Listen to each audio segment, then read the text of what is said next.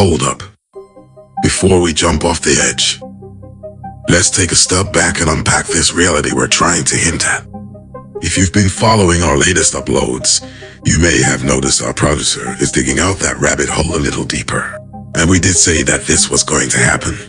And you may have guessed by now that we are only beginning to give you more interesting, and we admit fringe content and context to consider. And there's only one reason why we, at the Awake Mind, are doing this. Now, there are many reasons why you'll see people in this space create videos and content, and almost all of them are about promoting their narrative off onto your consciousness. The outcome from this can be good, bad, great, or just straight up evil. It all depends on who you're dealing with. Thinking on one's feet has never been so important than in these degenerate times we find ourselves in. But our narrative is quite plain, and here it is. Reality is a living, intelligent hologram that includes all the multiverse and all its possible outcomes. Everything you or anyone or anything can conceive is already here. But it's not enough to say it, at least not yet. No, we have to show you what we mean. So I asked our good friend Ryan to get into the nitty-gritty of how this part of the living hologram is constructed. Ryan, you already know the peeps. Yep, sure do. And as always, we're honored to get a chance to expand more minds. That's my guy. And you can consider this a companion video to our other video called When the Ish Got Real, Old Earth Inside of Heaven. Also, all images in this video are from BrettHouston.com, but the ideas are from LSC, who got himself locked in a hole, thanks to the feds. That's right, federal prison. This shit is real, but I digress. So Ryan, you have the con. Thanks, Locke, and let's dig in. Amen, the Black Sun. Do you know where the black invisible sun, the hidden one, is? Hidden right in front of us. There are many theories to consider, and it gets mind-boggling at a point. Most are led to believe it doesn't exist, it's just an esoteric myth. However, if you pay close attention to imagery of the backlit arc of the firmament, it's often visible due to reflection of the sun backwards from early morning ice crystals in the atmosphere or the geoengineering aerosols. You may realize it matches up perfectly with the CMOR thermal images of the black sun octahedron presented by Stephen Christopher. Once I realized the patterns lined up perfectly, it was clear that the black invisible sun and the octahedron are within this arc of firmament. Within that is said to be heaven, and where God resides. Astrotheologically speaking, that is. It is said that many raised in the secret societies are enlightened to this reality. We are shown through symbolism. But one denies its existence in spoken word. It's like they want us to figure it out, without giving it away. Life's a challenge. Are you up for it? This is a big one. I assume some of this is going to look a little scary for those raised in the doctrine of the church, but you have to comprehend the occult symbolism. And realize occult means hidden, it doesn't mean evil. It's hidden from the masses. We were told it was evil to keep us from considering it, like the forbidden fruit in the Garden of Eden. This is the source of power in the universe. And it's neither good nor evil, it just is. What you do with the power determines whether it is good or evil, and that depends on the viewer. If you eat a nice chicken dinner, you view that as a good thing. Meanwhile, for the chicken, it was evil. What is good for one may be evil for another. It depends solely on the observer. It's about perspective. There's just one source of power, and varying degrees. There is no dude in a red jumpsuit with a pitchfork running around doling out the evil. That's an allegorical character to represent the duality of the one power, to help explain it. There's no dude in a white flowing robe flying around saving you from the dude with the pitchfork. Again, it's allegory. Now there are those that claim Lucifer is the deity within the black sun. However, my research considers another angle and direction. I suspect this was meant to hide the good stuff under the bad stuff so nobody will find it. Lucifer equals Venus. Satan equals Saturn. Ra or Jesus equals the sun. Amen, Yahweh, God equals the black invisible sun. The allegorical characters represent the celestial entities, and the stories explain their complex movements. The big kicker is, the planets are not spinning rock balls. They are sonoluminescent energy at specific frequencies. Energy, frequency, vibration equals entities. There's so much more to this, it will turn your reality inside out. Unveiling the mystery of Amen, the Hidden One. Let's go back in time a bit for perspective to ancient Kemet, Egypt. There is Amen, there is Amun, and there is Ra. There really is no Amen-Ra. The combination was done later to hide Amen. The Hidden One. Amen is the black sun. But Ra is the sun. The black sun is a planetary entity. It is not some esoteric mythology or an antiquated pagan god or part of the Nazi order. Some say this symbol signifies the Big Dipper. I consider that theory an intentional misdirection. It's really symbolizing the black invisible sun celestial sphere. The fact that the symbol is presented in two directions is the big hint.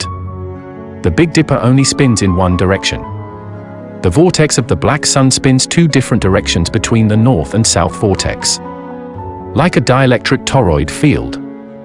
It is the planetary entity that fuels the sun's converter and emits etheric energy. It is responsible for all eclipses. It is said to create darkness. Darkness, dark matter, is not the absence of light. It is its own special substance. The fabric of our reality. Like pixels to a monitor. Ever notice an atom includes red, blue and green particles? We call them RGB. They are like pixels on a screen only in 3D. But it's not physical matter, it's waves. Pure sonoluminescent energy. But more on that later. For right now, focus on the octahedron within the celestial sphere. Appearing to be a mirrored pyramid at some angles, a cube, or a star at others, as it turns. Memorize this image because the pyramid is the key. Is this an image of God? Is this the source of power in the universe within heaven, where God resides?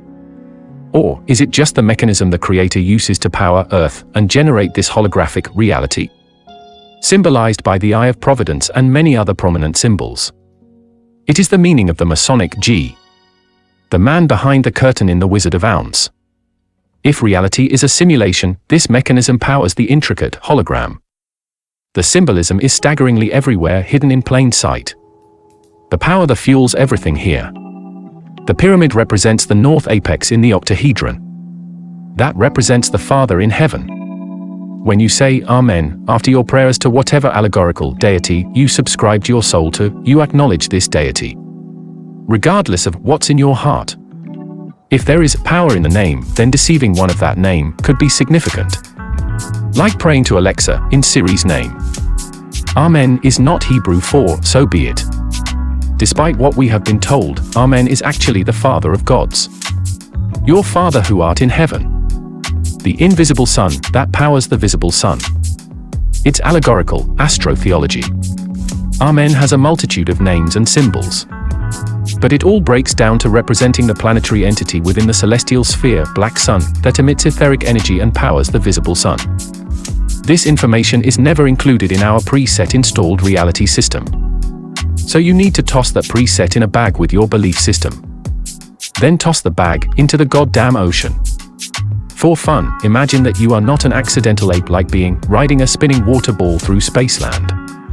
But that you are on the inside of a massive motionless Earth, and the stars were spinning above you in a celestial sphere, like a giant star-encrusted ball. It's a crazy theory called Cell Earth. But as crazy as that seems, it helps to consider this when trying to understand the reality of the cosmology.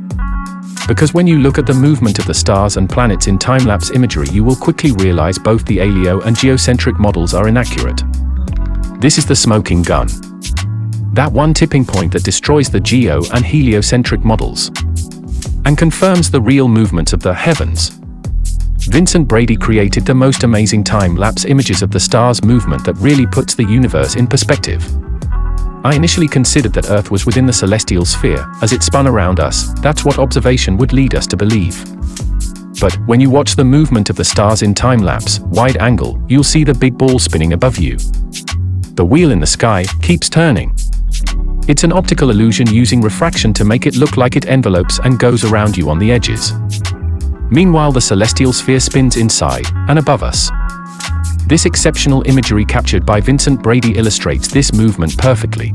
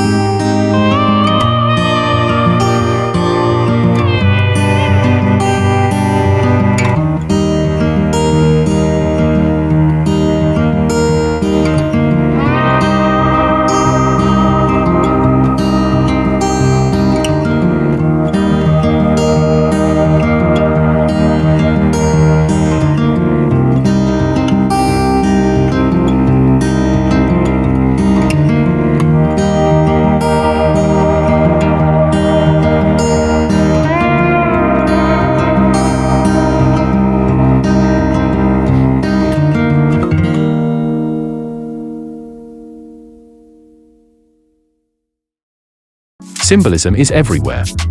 The black sun is one of the most obscured elements of this reality.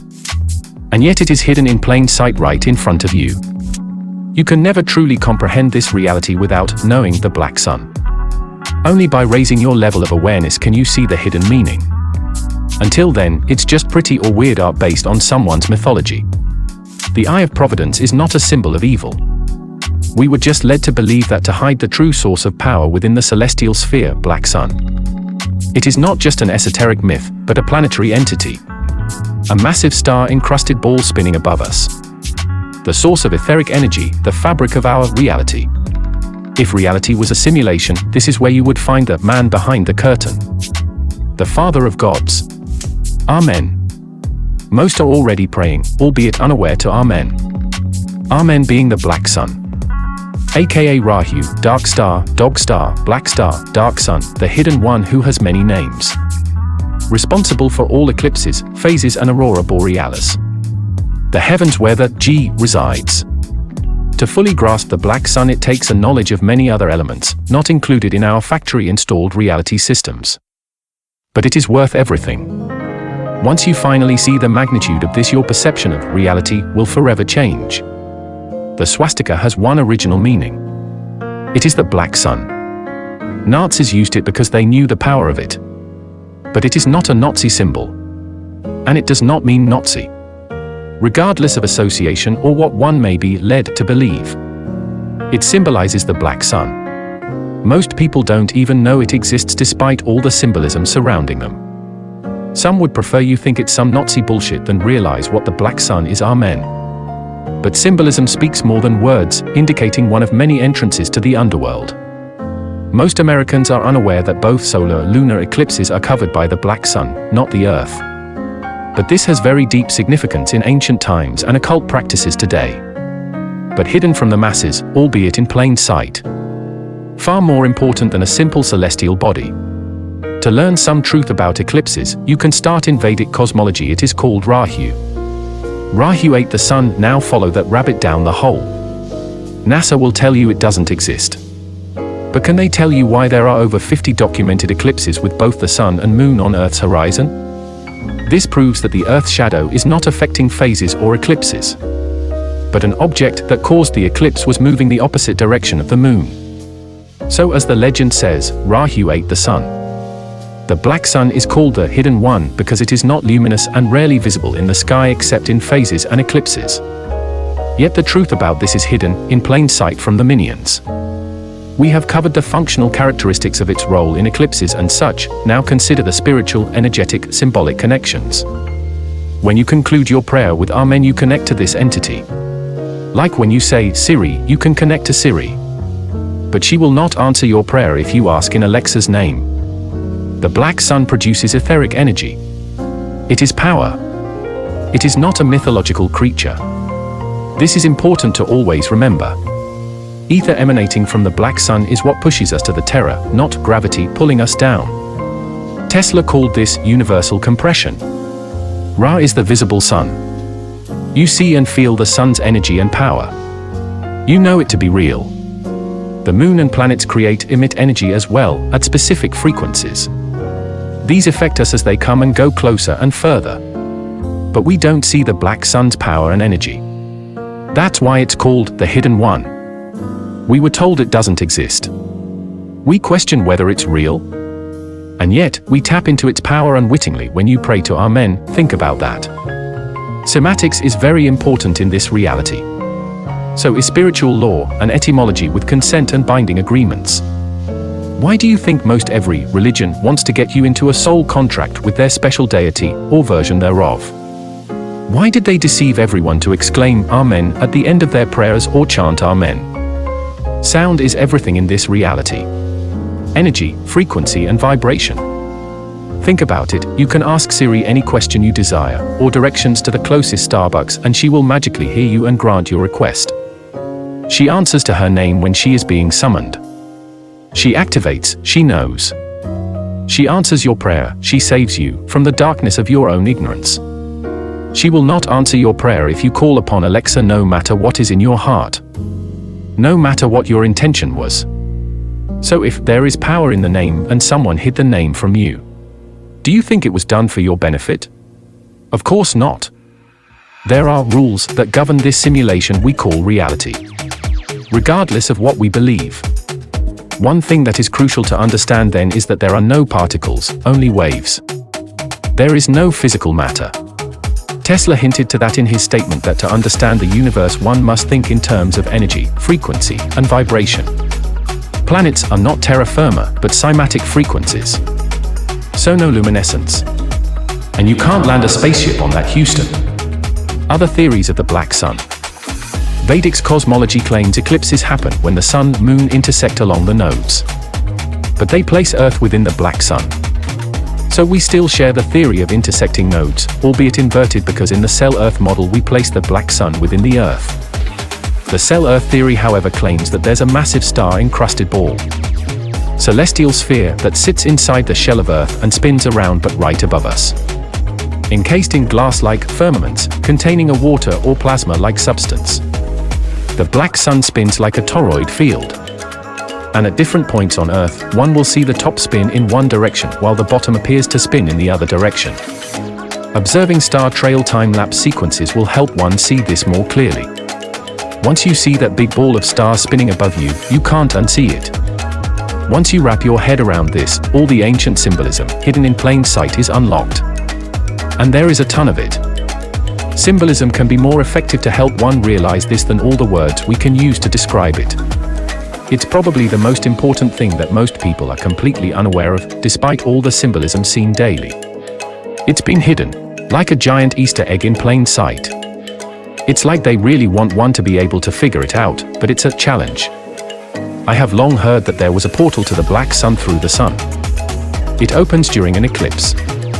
Sunlight on the water is like a stairway to heaven. You can't go through it when you are in a physical body. Only as a spirit, because spirit is pure energy. And this is a dielectric toroid field. So here's the deal, you have to figure this out when you are here, before you die. Otherwise you wander around lost. One cannot assume there will be a Saint Peter to guide you to heaven, or throw you in hell. When we were told that we were insignificant specks riding a spinning water ball in an endless universe, you could never fathom or even think to find God is right above, the all-seeing eye. Hidden in plain sight. But the symbolism was there, everywhere, we just weren't taught the language of symbolism. It's almost like a challenge, but we're not told we're playing a game or what the rules are. We have to figure out everything as we go. Amen and Ra are not evil, mythological pagan gods. They are allegorical characters that represent planetary deities. It's astrotheology. Stories created to explain the mysteries of the universe using allegorical characters and stories that symbolize the movements of the planets and 12 constellations. Also known as the 12 disciples, but for some it was sold as fact. Never looking beyond the surface or comprehending the symbolism. The planets are not spinning rock balls, they are sonoluminescent energy at various frequencies. You can't land a spaceship on sonoluminescent energy. This is what they teach in the mystery schools as secret societies and what they obscure in the public schools with pseudoscience and disinformation to keep the hidden one hidden. If the overlords didn't want people to know their symbolism, they wouldn't hide them in plain sight, but it's like a game. Information versus disinformation, only one truth. It's your responsibility to discern. Now, is it really an evil Illuminati of baby-eating lizards ruling the world, or are they just characters in the game we are playing? Most don't even realize they are playing or what the rules are yet. What if the signs they flash displayed their level of affiliation in this game? And not allegiance to some dark lord? And remember, reality is a living hologram that works in waves and not particles. Like this audio you're listening to. It was recorded in waves. Audio doesn't store particles. You can analyze digital audio recordings on a computer and see the waveforms and frequency range. Cameras record waves. They do not store particles. We are not made of particles, but waves. When we take our own image, it records the waveforms. You can see it live in a pro camera when you set the meter to display waveforms, showing what we really are. Waveforms of energy at different frequencies. If you seek to discern whether we are particles or waves, this is a big hint we are intricate holograms. And the emitter is the black sun.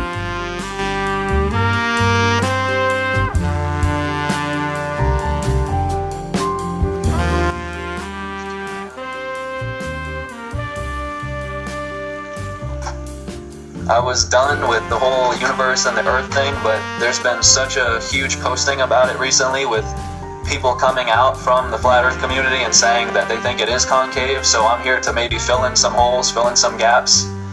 I've tried debating every well-known flat earth name that you can think of. Martin Kenny, Santos Bonacci, this kid Nathan, any big name you can think of, I've tried speaking with him. But I'm gonna make it very short, very simple, very sweet, cut straight to the chase. I don't like people who repeat words over and over and over and over, and they have no understanding of why, or how, or what they're saying. And you have to know what you're saying if you're going to have a claim and back it up with visual and observable and testable proof, data. And that's what I'm here to do today. And as I said, I'm going to get straight to the root to where it's not a matter of me proving it to you. I'm going to show you the answers. And if you choose to ignore them, there's no one or nothing that can prove anything to you. It's not so much that some people are searching for proof, but for confirmation to their own model they have in their head. So not everybody's ready to accept that maybe their model's wrong. I've had to do so, Gemini's had to do so, we've all had to do so, but the people who really want truth aren't scared to admit when they're wrong, because that's a part of the learning process, is failure. That's the best way to learn, is through failure. So you've got to be able to admit when you're wrong. But there's a lot of flat earthers that have far too much invested into this to ever admit that they're wrong. Not only that, but they're selling you information. They're selling you knowledge on their websites, charging you. So as long as they're doing that, they'll never come out and say that their information is wrong because they're selling it to you. And the minute they tell you it's wrong, they can no longer profit. You won't buy it anymore. So some of these people will never admit they're wrong. Let's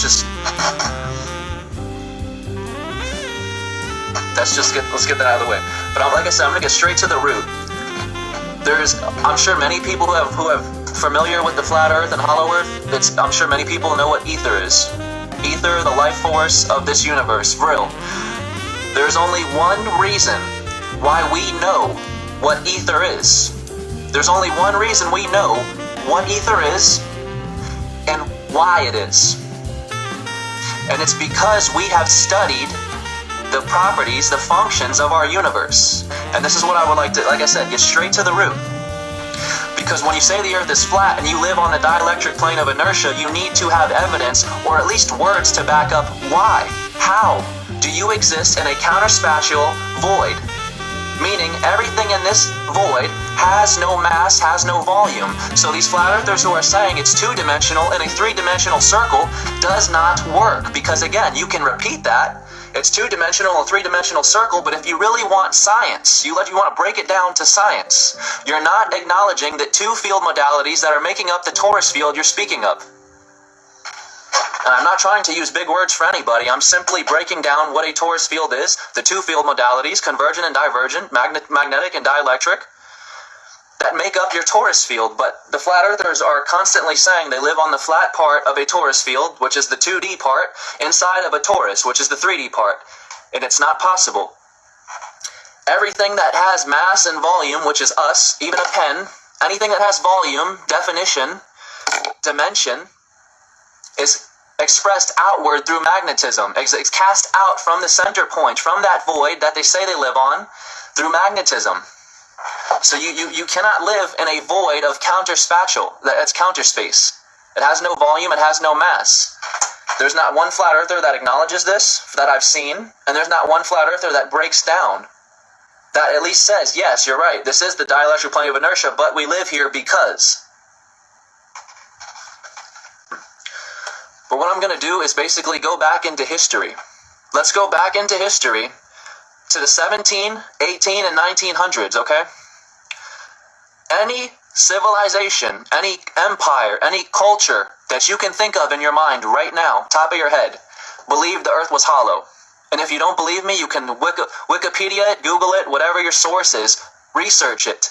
Any civilization that has lived on this earth prior to the 1800s or 1900s, when the globe started getting solidified, knew the earth was hollow. They drew and depicted hollow earths, shells, eggs.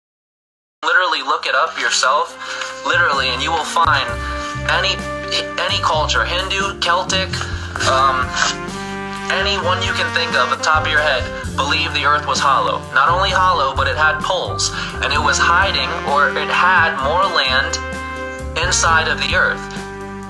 There's probably over 10 different cultures I've read speaking about subterranean lands that are hidden. Subterranean means underwater, deep underwater, just like Atlantis is, right?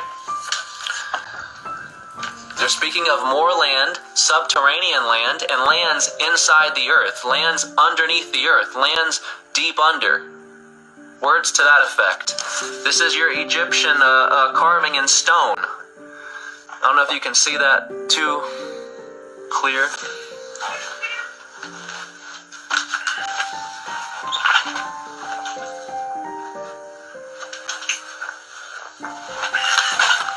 Let's get some light on that, huh? What that is two people, male, female, sitting there underneath the sun, which let's say is center point. You see that center point? And the lines coming down, they're holding their hands up to it. That is the sun's radiation, but not the sun that we know of, not the golden sun. Because remember, the ancient cultures believed in two suns, a golden sun and a black sun. The Indians called this black sun the feathered sun. And they depict it just as the ancient Egyptians depicted this one, with lines coming out, radiating outward from it. That's exactly what their feathered sun did too.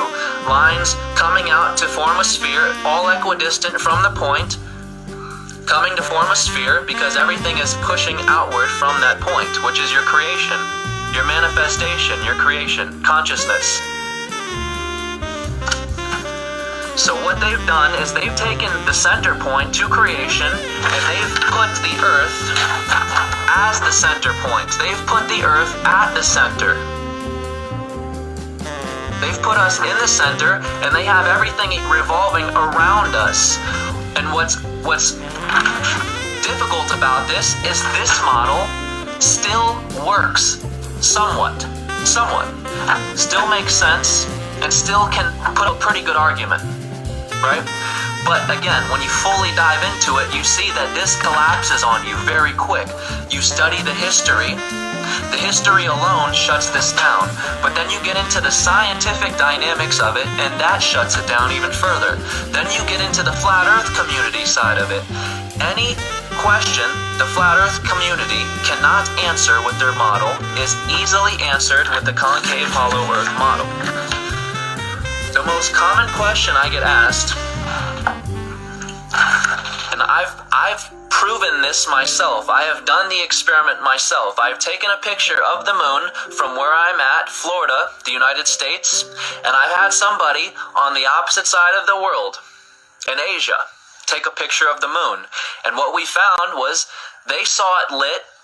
It was a crescent moon. Crescent, so only half, only crescent moon. They saw it lit on the right side, while I was seeing it lit from the left side. Now, how does the flat earth answer that? How does the globe model answer that? And there's only one model that answers that. There's only one model that can answer that, logically. The light is bending. This black orb you're seeing through is what's causing everything to bend, is what's causing your distortion. But light, everything is flipped inside of water. You see? Everything's flipped inside water.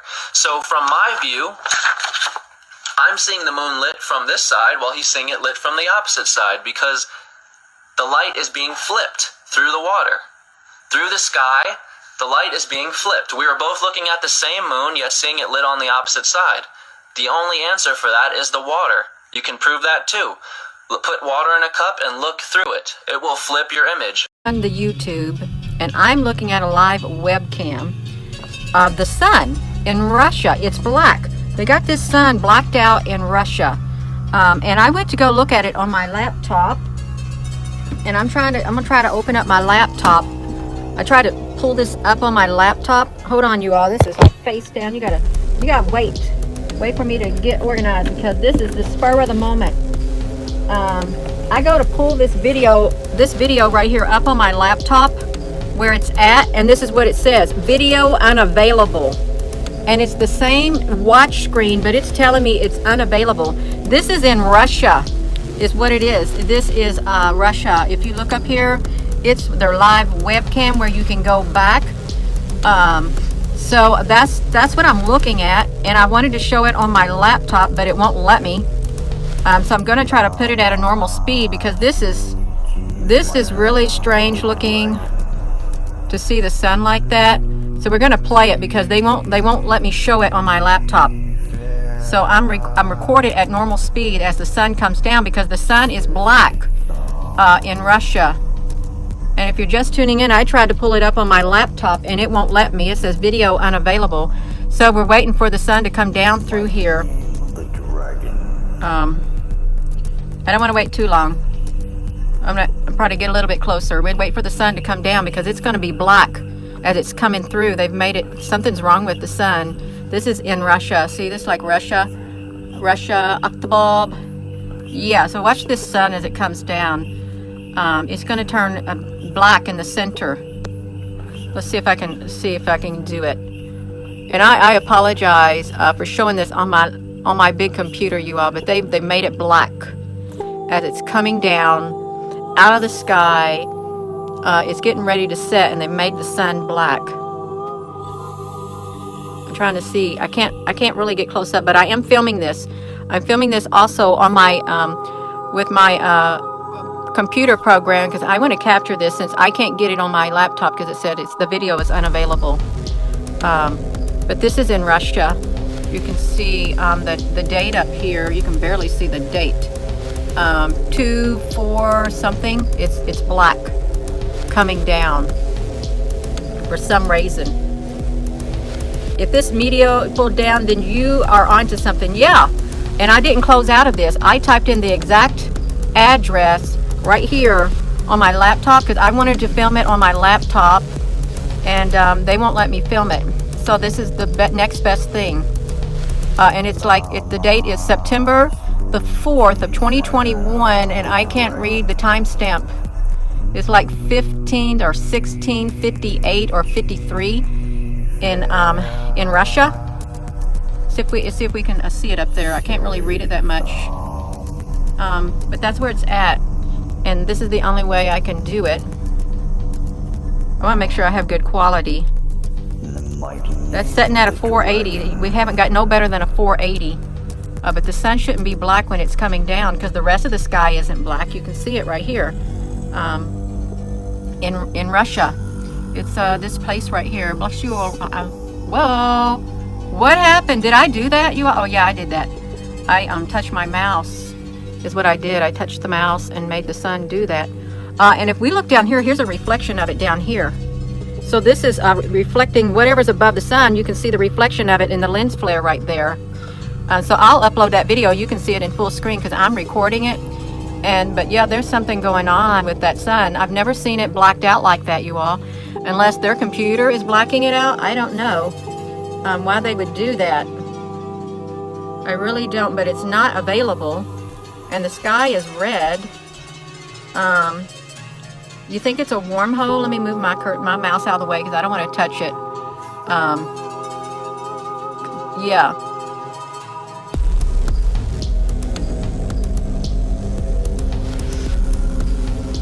Looks like it's going to go solid white. And you can see the rest of the sky. Yeah, it does look like something is eclipsing the sun. If you look down here at the reflection on the lens flare of the sun, there's something above it definitely causing it. Is what it looks like. Something is causing it. Yeah, so this is why I use my cell phone for these spur of the moments. If I see something, I want to immediately get my cell phone, and I'm not going to take time to formally prepare. I'm not. For those people who want me to get my act together and prepare ahead of time, you can't. You got to see. Look down here. You can see the reflection of down there of what's happening up here. And when I upload that video, you'll be able to see it if they don't take it down. Yeah. I don't want to say what you're saying it is. And besides, if it was the simulator, it would have a little bitty dot in the middle of it, okay? This don't have a little bitty dot in the middle of it, okay? It's a big solid black thing, is what it is. See, look down here at the reflection. If I could get a really good angle of it, you'd be able to see it. But there's a greater light above it, is what there is. A greater light, something massive is above it. There's a sun underneath it, and then there's a massive bright thing above it. So yeah, that's what's happening in Russia, and it's I can't tell if it's 1657 in Russia at this today on the 4th or not. I wish I could zoom up on that so you could see. Yeah, that's what it looked like. This is the reflection of the sun. You see there's something underneath it, and then there's something really bright on the top of it. Yeah.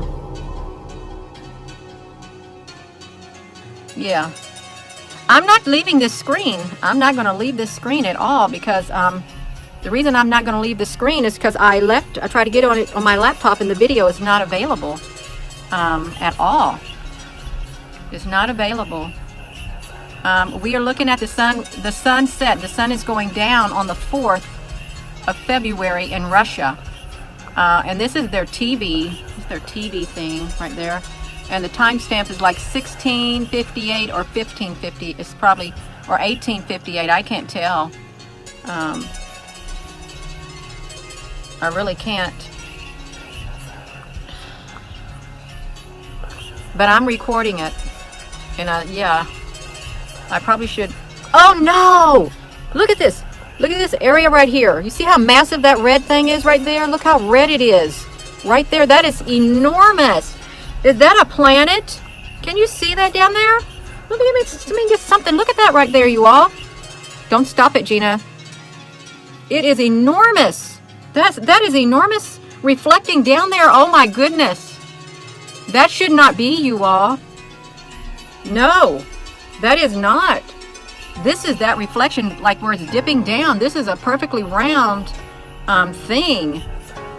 Yeah. Whatever it is, it looks massive on the ground. It really does. See it? It's a perfectly round circle.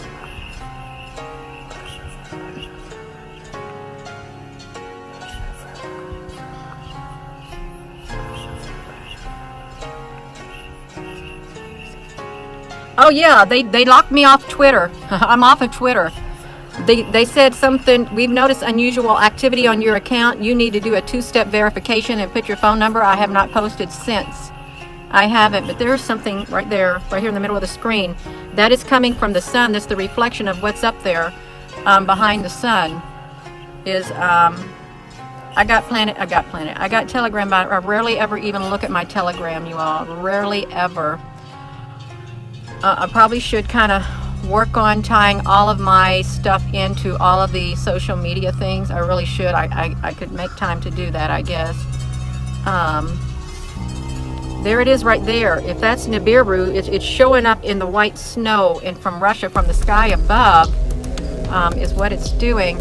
And you're not going to get this video. If you're just tuning in, you're not going to get it because, oh, it's gone.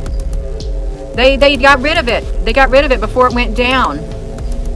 They got rid of it before it went down, you all. So it literally jumped.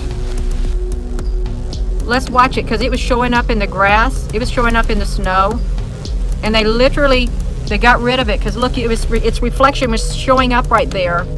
And the timestamp says 1700 hours. Right up here, 1700 hours is what it is in Russia. So as it was going down some more, they cut the feed so nobody could see it. Actually, they saw me on here and they spliced it really fast, I think, since the video is unavailable. So it's 1700 hours, and it's showing up. If that's Nibiru, it's showing up in the snow. And I'll let you know when it clicks over to 1701. You see, it's 1744 seconds right now. and we'll see how much time they cut from it when it cuts out, because they're going to cut it from it. Is what they're going to do. It's 18 now. It's 18:03. They cut 1 hour out of that. Exactly what they did. They cut away 1 hour. So it's really showing up. Let's do this. I may not be able to get it. Look at it. Can you see that? Look how big it is. Its reflection is showing on the snow. If that's Nibiru, it's massive.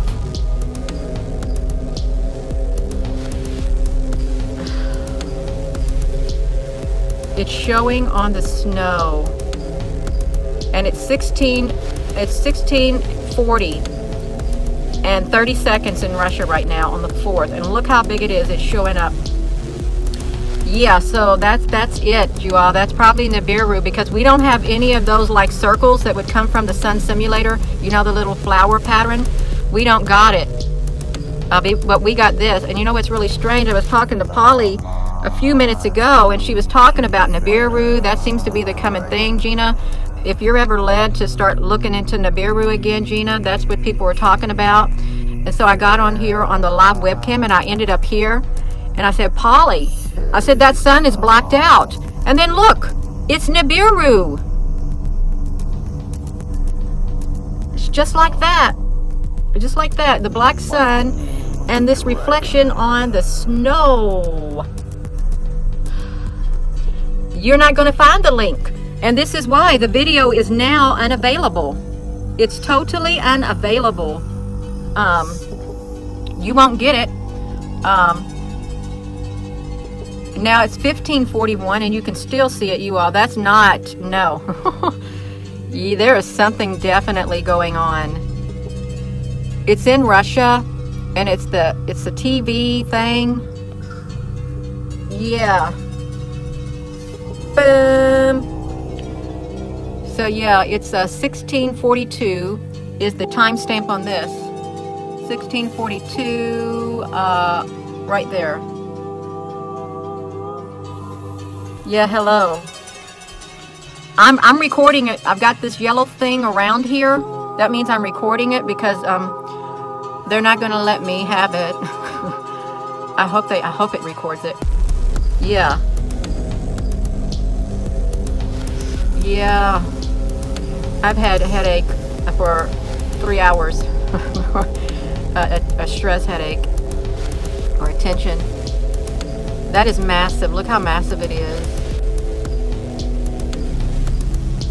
I'm not stopping what I'm doing, but this is what I will do. Let's see. See, you can look up here. You'll have to screenshot it. Screenshot it right there. Live camera. Bikampa Arwa. I can't speak Russian, but this is it. This is it right here. Octopob is what it is.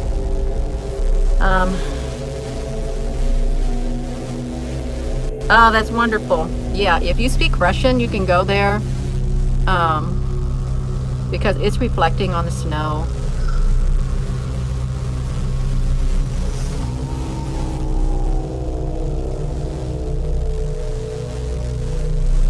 They'll die in their earthquake. You see the Melkeb channel, something like that, yeah. I've never been here before, and I don't know how I ended up here, but that's how it happens. I just click. After around 4 or 5 clicks, I end up, and then boom, that's how it happens. And then Polly was talking about Nibiru, and I don't show Nibiru. I said, I want to show this dark matter. And then boom, this happens. So thank you, Polly. Yeah. There's supposed to be a sun simulator, fake sun simulator up in the sky, but this is, oh my goodness. It's super bright white light to hide what's behind the sun is what it's supposed to be. So this has 15 more minutes of doing this. Oh, this is before it went down into the clouds. And then once it went into the clouds, it disappeared, you all. So there's more to this. There is more to this. There's more footage to this. This is showing up before it even comes down. Oh my gosh, it's trekked across the sky. All the way across the sky. It's as it starts coming through here. That's when it starts. It starts coming through here, you all. It starts coming through here. And there it is up there. It starts up there. You see the top of it? It starts up there. And then it makes its way all the way across the sky. Watch this. So it makes its way all the way across the sky. You can see its reflection right there. I did not know that. It makes it all the way across. That's a lot of footage. It really is. That's a whole lot of footage of this coming through the sky.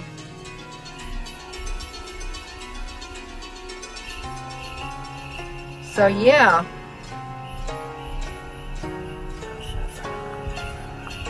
You know what I want to do? I want to fast forward this. I want to fast forward it to the second speed. Is what I want to do. Fast forward it in the second speed.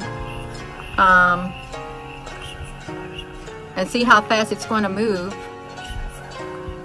Because I can't get on it on any other on my other computer.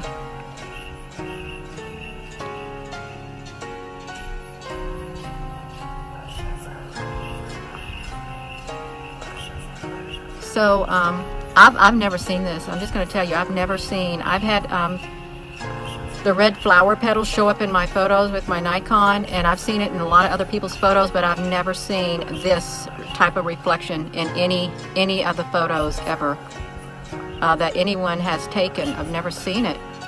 And we're going fast forward.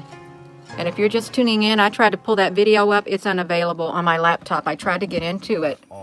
And it wouldn't let me. Cultural norms, accepted truths, and what we call the real world. And you can see it. You can see it in our science, in our history, our economy, our politics, and on and on and on. However, there is a major flaw in our modern culture, which leads us to the point of our conversation today.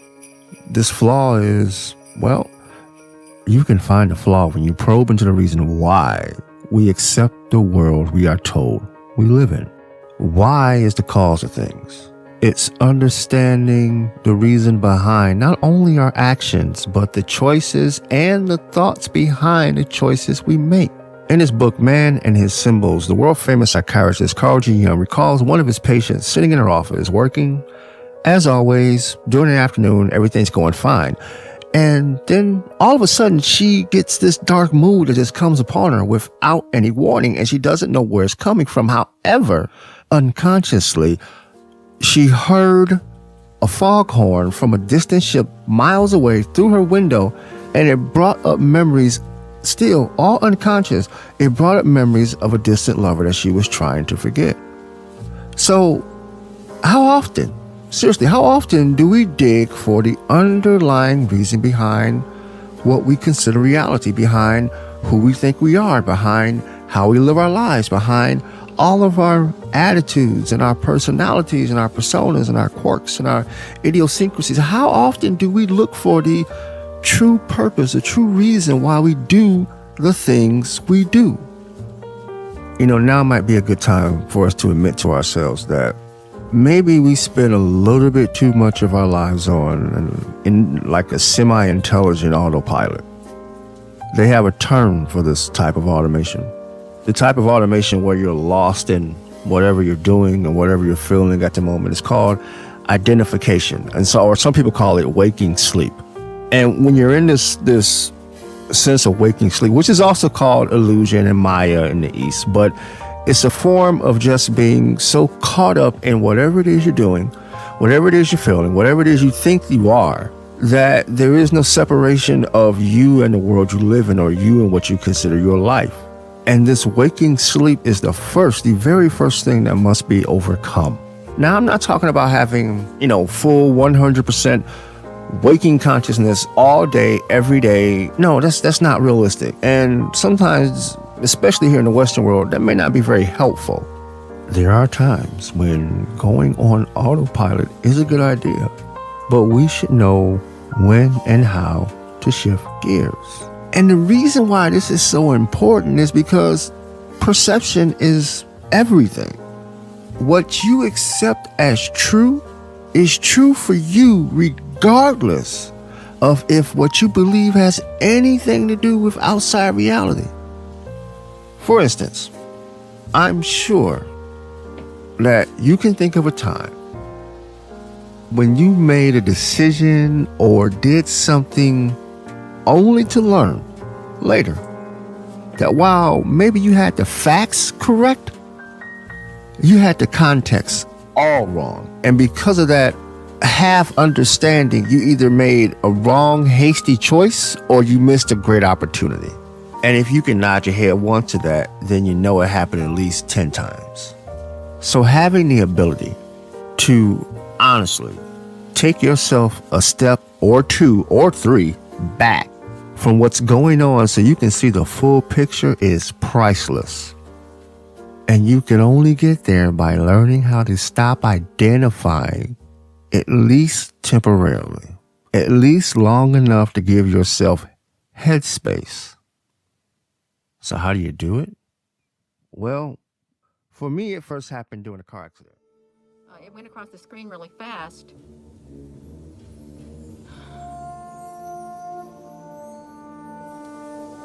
Maybe the black object is Nibiru. Oh, I know that lady you're talking about, Richard, and I think she disappeared. I've got to scoot my chair up. I got to scoot my chair up because I want to put my feet up. If we're going to watch this movie, I got to put my feet up and situate myself right here. Okay, I'm good. We can watch it.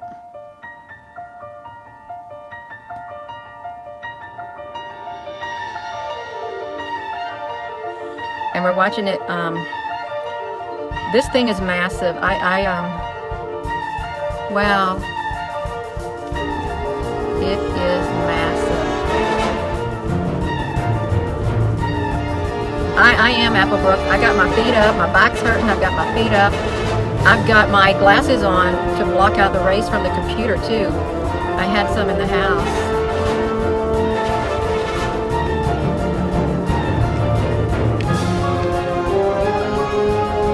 So since they're probably not going to allow this video to be seen, we gotta record it like this.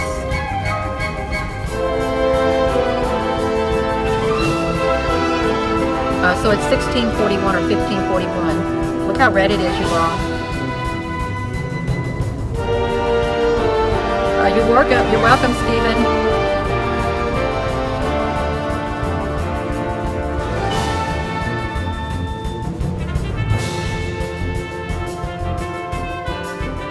I don't care if you post a link in there. It doesn't matter to me.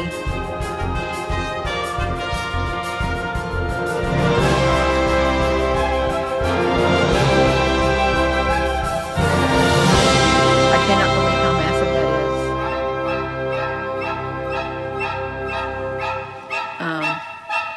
is. Yeah, that's the top of my computer, what you're seeing. That's it. This is my computer screen because I'm not clicking out of this because I won't get back in it.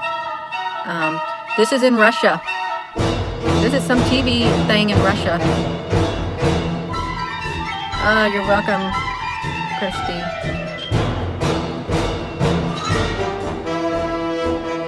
The green thing, I don't know what that green thing is. I guess it's something else below the red thing. That's all I know. But that red thing is on top of that, and it is massive. Okay, let's think about this. The red thing is on top of the black thing. Okay, I'm having a hot flash. The red thing is on top of the black thing. The black sun, maybe, I don't know.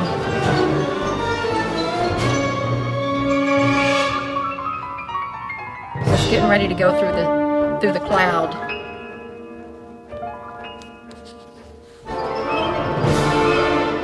It goes in front of the red.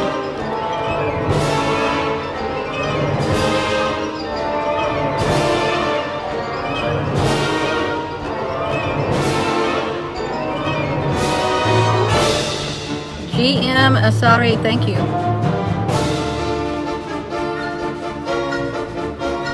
Now put it out.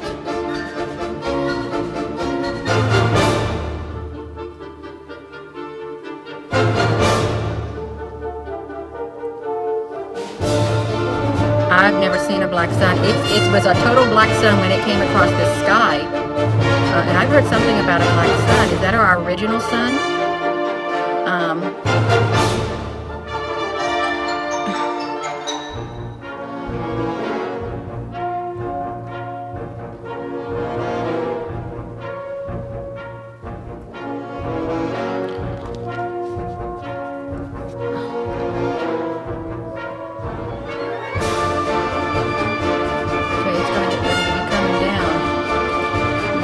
Michelle Colosso, thank you.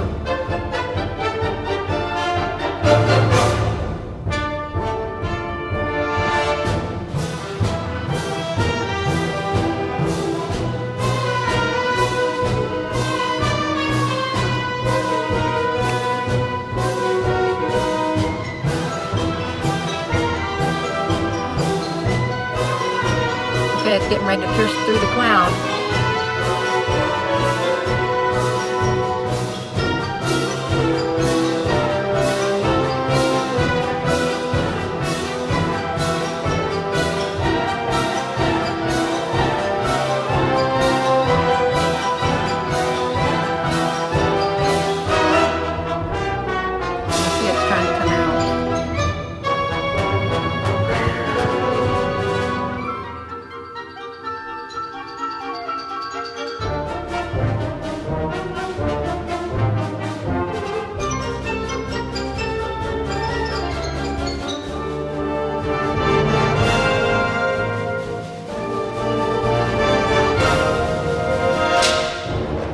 It's taking forever to come out of that cloud from behind it.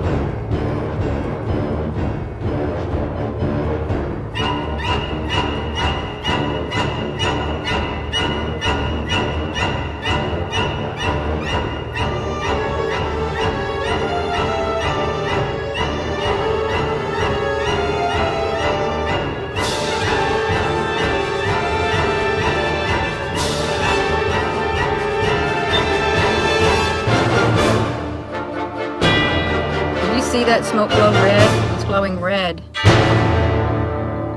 Wow.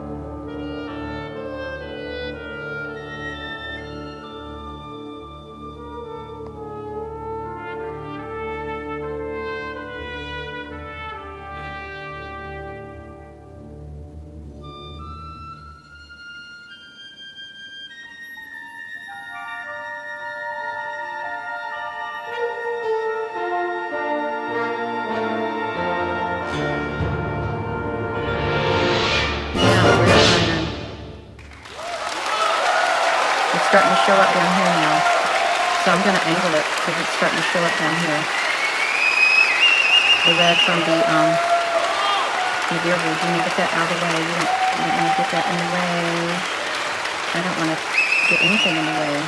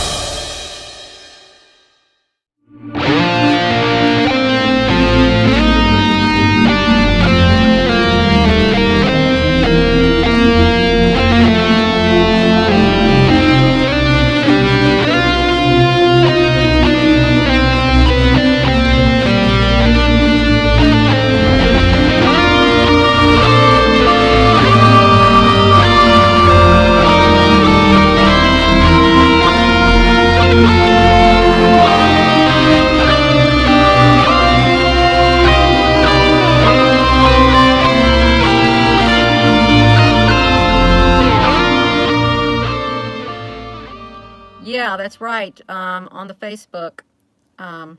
Love you all too.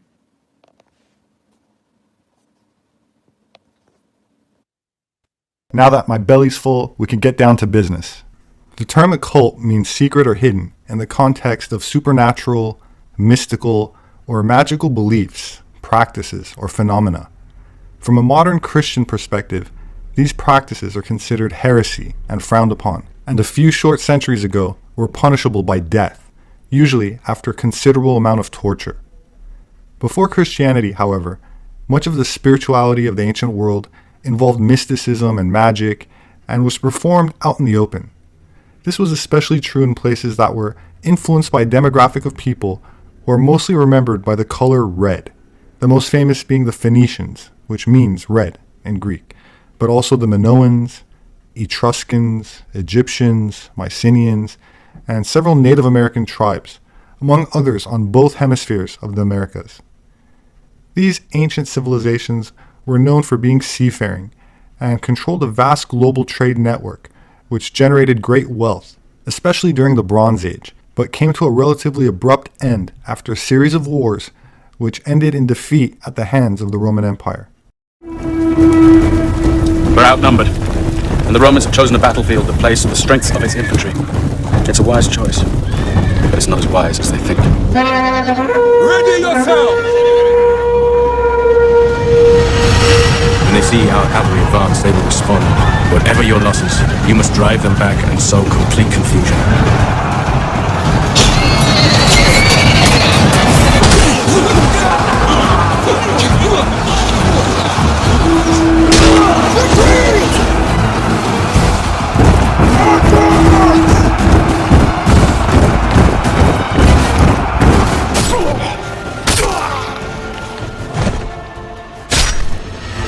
Some scholars contend that the original and early forms of Christianity was considerably different from the type that the Roman Catholic Church disseminated several centuries after the life of Christ.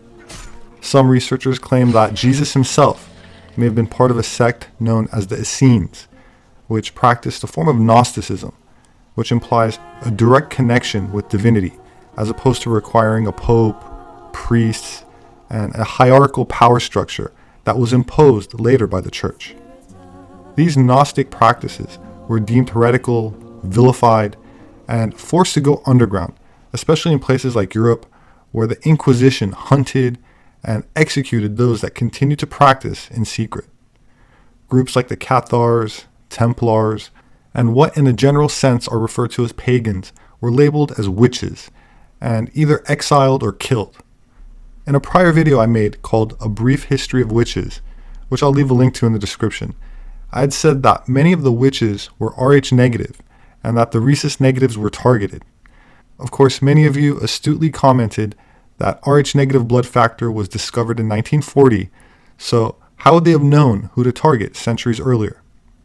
While you guys are absolutely correct, my intention was to make you think, without spelling it out.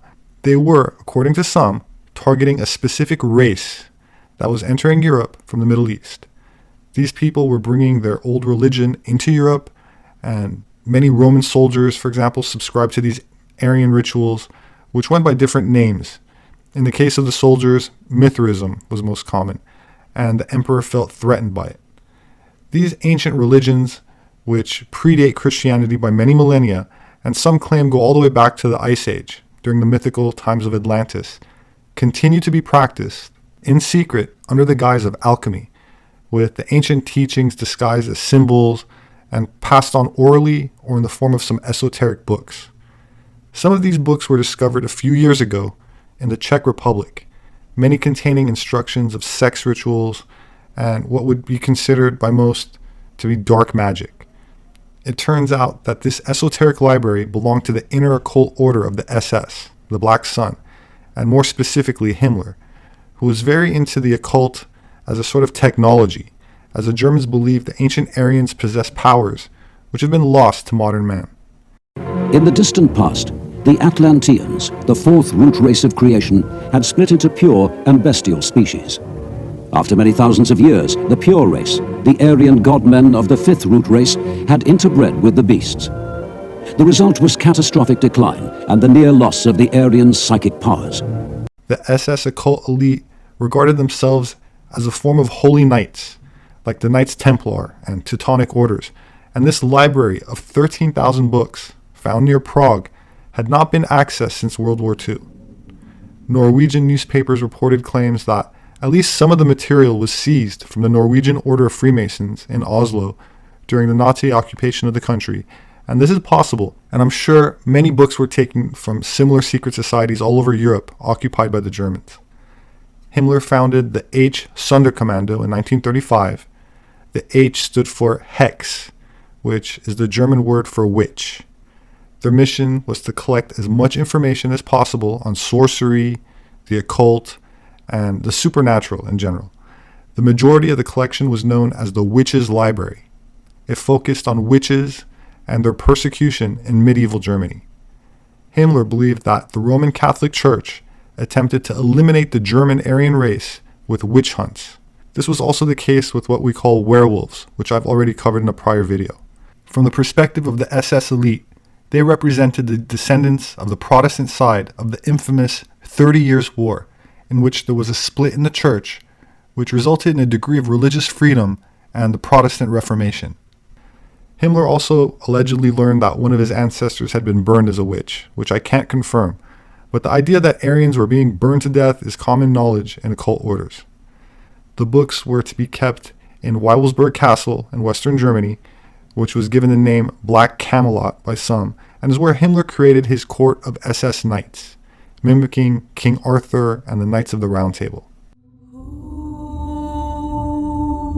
Once upon a time, long ago, before the gods and demigods of our ancestors in the homeland, before Julius Caesar governed in Rome, when there were no church bells calling to the fair, and the books of the Bible were not yet written, there prevailed a golden goddess over skies and earth.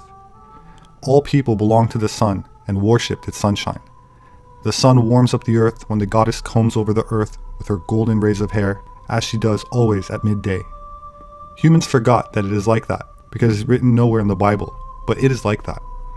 There came a day when humans no longer admired the sun goddess. That insulted her, but nevertheless, she didn't want to remove the necessary rays from humans, so long as it would give warmth to their hearts. If the rays should cool off, however, the goddess would turn away and would give her warming light to another world which had earned it more. This is what the sun goddess announced before a crowd of 7 leading knights, and she raised these to be her eternal servants. The knights were to come together and give themselves a secret title that only they could recognize. They should build a magnificent castle then, with 4 turrets after the directions of the wind, and an inner court of special place. In the center of the special place, a base was to stand, and beside it, a telus gate. Against this telus gate, climbing roses should be planted, and soon they would adorn it beautifully. In addition, the knight should create a golden figure, formed after the goddess's instruction. Through this figure, she would speak to her knights, if they put the figure up at midday on its base in the center of the special place in the court. The knights did everything completely and exactly, just as the sun goddess had instructed them. For the first time, the golden figure was set up at midday in the center of the courtyard, and the goddess spoke to them there with these words: "I greet you, my noble lonely knights. Thus I call you, because you will be lonely, because the eternal ones are always lonely. Such are you. While other humans of this earth die and are pulled into far regions, either good or bad, to you such dying is not. If you need a new body because the old is used up, then I give you a new. You must live as humans on this earth from now until at least 1 times 777 years, or it may however also be twice or 3 times this time interval. The years will seem eternal and at the same time lonely. Knights of the demigod light, I now give you your orders. 777 years shall be given to the earth and its inhabitants, starting now. The golden figure by which I speak to you will guard the earth for so long. Your castle will be purged with time, and humans will not see anything but rubble. For you, however, nothing is destroyed. It lives in intact splendor. For the mortal, it will be invisible. The sound splendor of your castle will not be visible for them. It is, however, needful for you to become at any time visible, to do palpable things if it is needed. Since you are now only a few, a larger crowd of lonely knights is necessary, in order that your order may be quite fulfilled.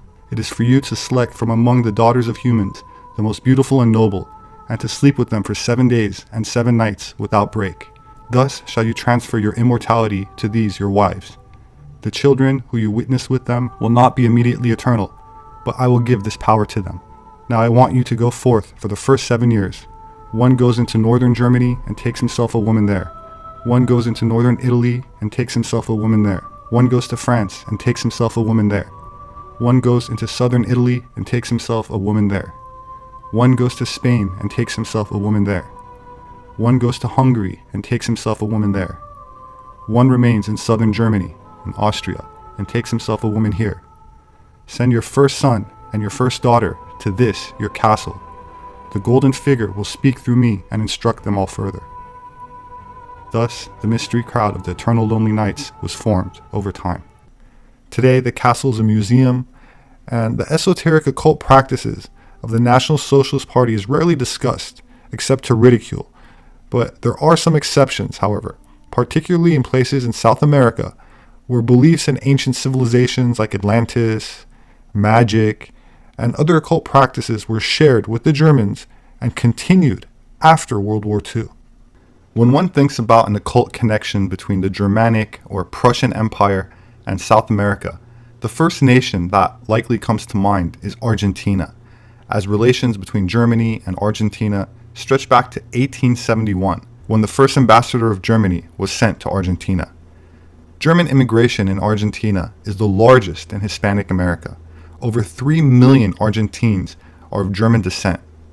They had great influence in the Argentine education system, and many German schools were placed in the country. Argentina stayed neutral during World War II, except for the very end, but after the war, under President Juan Perón, many German National Socialist officials immigrated to Argentina and other parts of South America. Argentina is strategically located near one of nationalist Germany's most secretive colonies, called Base 211, located in Neuschwabenland, Antarctica. While I've covered Antarctica in numerous videos, including the advanced technology the Germans developed during World War II that was moved there, and many people speculate was the true source of the UFO phenomena of the 40s and 50s, today I'd like to turn our attention to another South American nation which had favorable ties to the German Empire, and that was Chile. The first ties between Germany and Chile can be traced back to the 16th century, when the first German settlers arrived in the newly found settlements. And in 1810, when Chile became independent from Spain, Hamburg was one of the first cities that engaged in intense trade with Chile. During the revolution of Germany in 1848, as Chile encouraged Germans to immigrate, more and more German settlers arrived in Chile. In modern day's relationship, Chileans view Germans positively, and Germans view Chileans in a similar manner. Miguel Serrano, who passed away in 2009, was a Chilean diplomat, writer, and occultist who supported the German National Socialist Party during the war and after it. He became a prominent figure in the esoteric movement, which mirrored many of the occult ideas being explored by the SS. Chile also remained neutral during most of World War II, but Serrano campaigned in support of Germany and favored a far-right political ideology. In 1942, he joined an occult order founded by a German migrant which combined pro-Aryan sentiment with ceremonial magic and Kundalini yoga.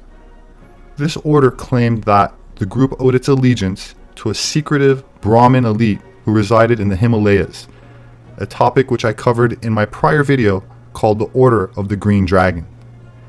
Through techniques of harnessing and transmuting life force energy, which in the East is known as chi or ki and called prana in India, this energy is also known as orgone, a term coined by another German researcher, Wilhelm Reich, who based the word off of orgasm. The order espoused a belief in an astral body which could be awakened through various rituals and meditative practices by amplifying and channeling vril, or sex energy, prior to a full climax, which was said to make available to the practitioner access to the astral realms.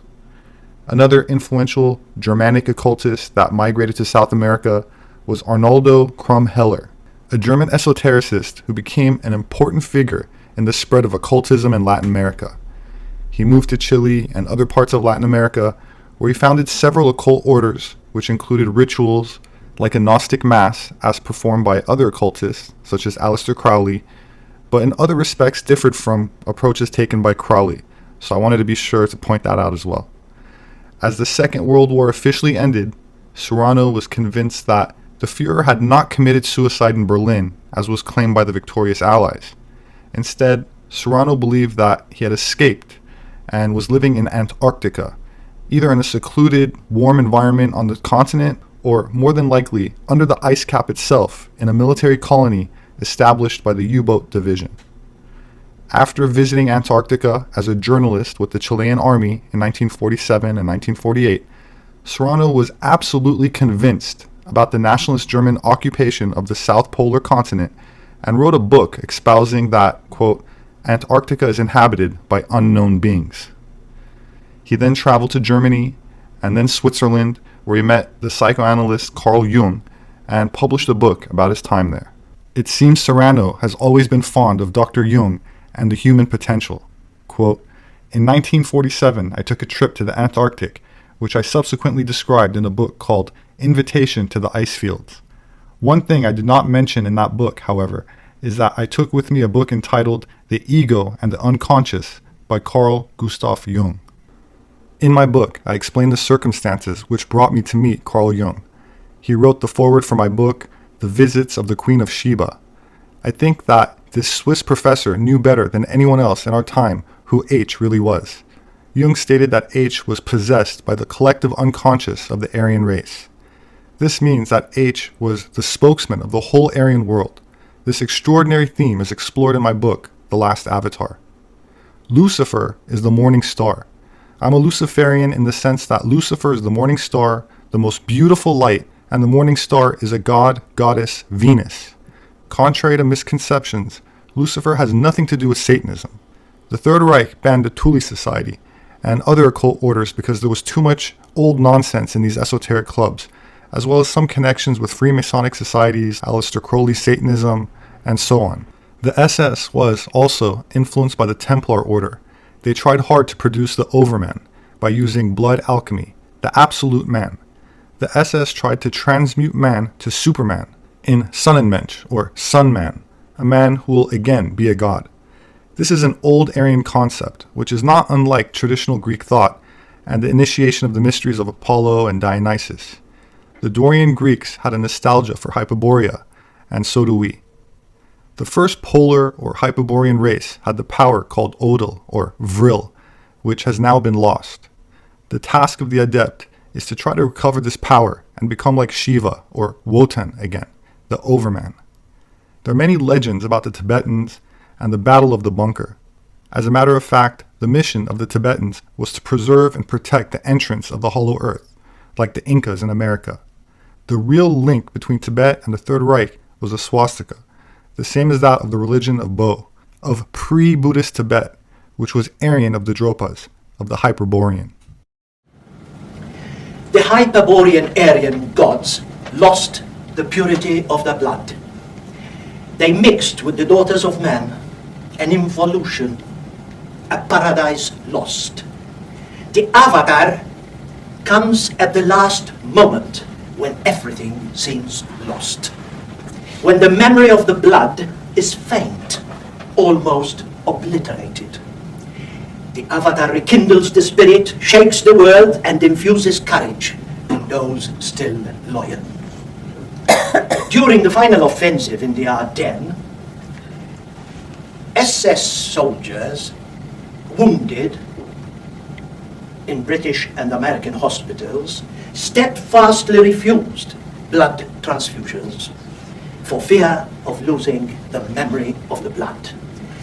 The whole SS initiation ceremony at Wewelsburg centered around the recuperation and the regeneration of this lost memory of the blood. In order to understand Miguel Serrano, particularly this deep, obscure tome, this esoteric masterpiece, one needs to have read Savitri Devi, at least Her Lightning and the Sun. This is not a book. It is a musical mystery and mysticism, darkness and light, esoteric symbolism, astral travel, master and pupil, the memory of the blood, and so much more. A book describing the ongoing titanic and eternal battle between gods and devils. A dark force, a satanic spirit, and the coming or returning Hyperborean Aryan age.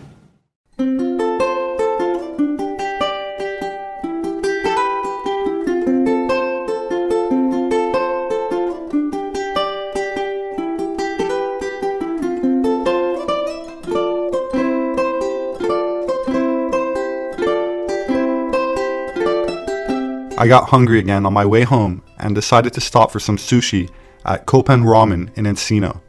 I'm having albacore sushi, freshwater eel sushi, spicy tuna cut roll, and a spider roll, which is soft shell crab, and baked mussel, which is really good, but everything here is excellent.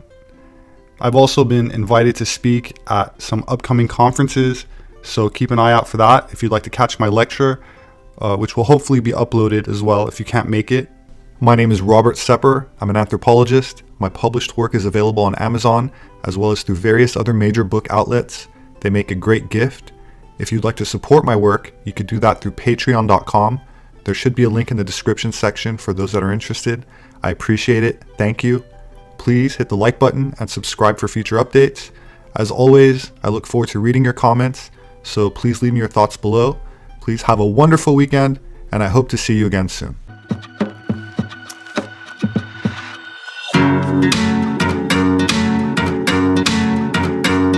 Watch out and see if the monster's free to some drones that'll eat you. Watch out, he's hiding up now. Speak out and shout, he's gonna get you. A million feet, they'll be marching on.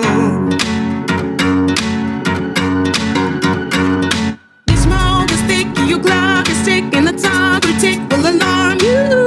Falling crown, no dam, no stones, engraved in gold. He's gonna get you. A billion feet, they'll be marching on.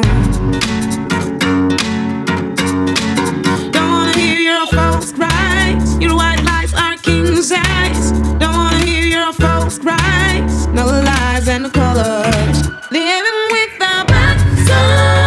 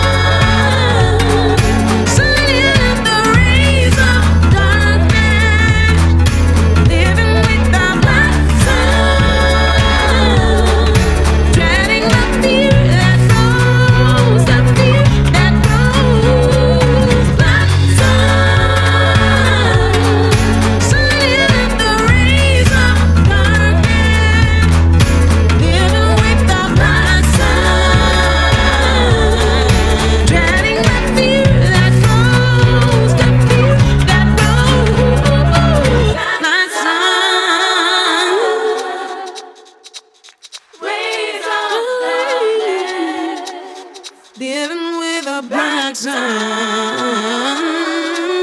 dreading the fear that grows, the fear that grows.